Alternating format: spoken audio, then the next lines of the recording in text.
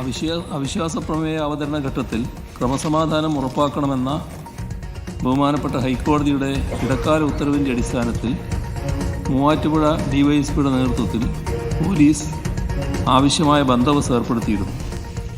Council യോഗത്തിൽ പങ്കെടുക്കാനെത്തിയ LDFിലെ കലാരാജുവിനെ നഗരസഭാ ചെയർപേഴ്സൻ്റെ കാറിൽ കയറ്റിക്കൊണ്ടുപോയതായി പരാതിയുണ്ടായിട്ടുണ്ട്.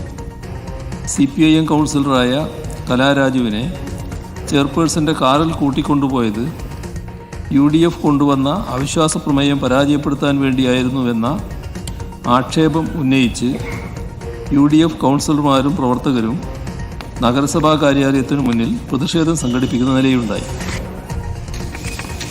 സംഭവത്തിൽ കൗൺസിലറുടെ മകൻ നൽകിയ പരാതിയുടെ അടിസ്ഥാനത്തിൽ ക്രൈം നമ്പർ 61/2025 കൂത്താട്ടുകുളം പോലീസ് സ്റ്റേഷനിൽ കേസ് രജിസ്റ്റർ ചെയ്ത് അന്വേഷണം നടത്തിവരുന്നു.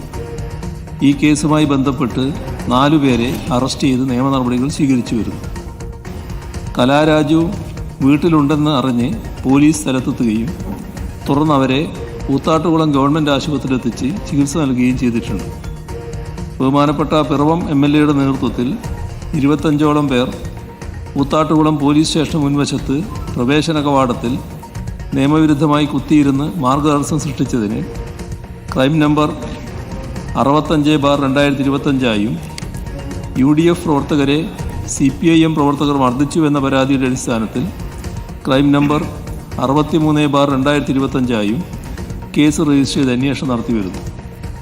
നഗരസഭാ ചെയർപേഴ്സനെ UDF പ്രവർത്തകർ ആക്രമിച്ച് പരിക്കേൽപ്പിച്ചുവെന്ന പരാതിയുടെ അടിസ്ഥാനത്തിൽ ക്രൈം നമ്പർ 64/2025 ഒരു കേസും ജാഥ നടത്തി മാർഗതടസ്സം സൃഷ്ടിച്ചതിന് ക്രൈം നമ്പർ 68/2025 മറ്റൊരു കേസും രജിസ്റ്റർ ചെയ്ത് അന്വേഷണം നടത്തിവരികയാണ്.